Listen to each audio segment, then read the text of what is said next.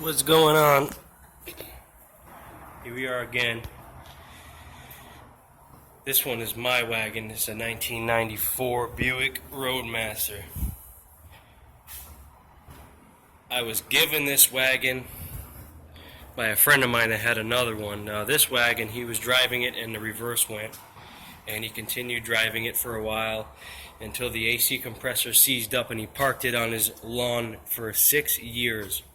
In which time he bought another Roadmaster wagon, which 2 years later then developed some problems, and he parked that on the lawn next to this one. So then they both sat there for a while.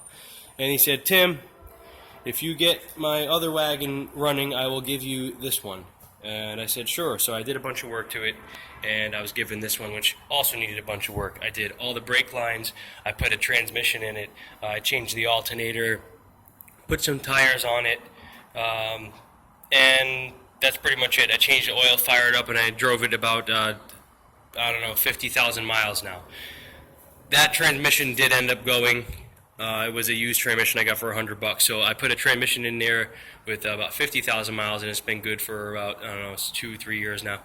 Other than that, the water pump went, the radiator went, and I did the brakes. The front brakes I completely redid with Bendix rotors, calipers, new pads, and then just recently, I would say maybe last week or so, I changed the rear end. I put a 323 posi rear end that came out of the red LS wagon, and I'm rebuilding this rear for the LS wagon. But anyways, so like I said, 50,000 miles, and I've only had to do some basic stuff to it.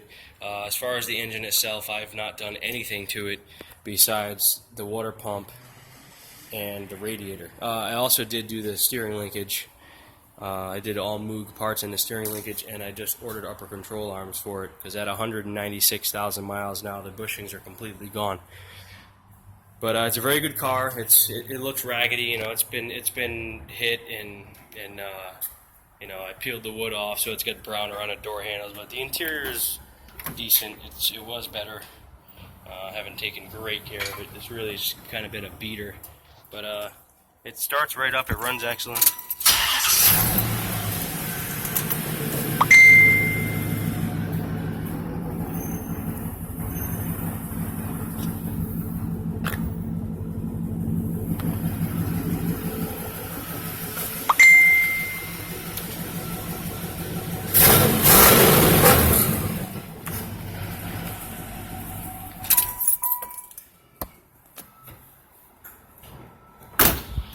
Anyways, today I'm going to change the oil.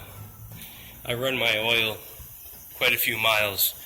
If you ever look in the factory service manuals, or you look in the owner's manual of these cars, they recommend a severe service. Severe service being you're a little old lady, you run to the grocery store every now and then, you go to church on Sundays, and the car mostly sits around and the oil collects moisture. But if you use the car a lot, you're on the highway, you're driving it every day, you're commuting to work back and forth, they recommend 7,500 mile intervals, and that's pretty much what I do. So I'm a little over 7,500 right now. Like I said, the car is 196,000 miles, but it runs excellent. It does not use any oil. Like I said, I've driven this 7,500 miles, and I haven't changed the oil or added any oil. So let's check it, and we'll take a look and see how much it's actually used.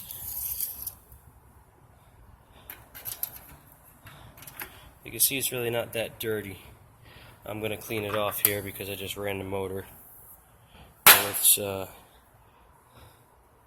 check the level after about 7,500 miles or so.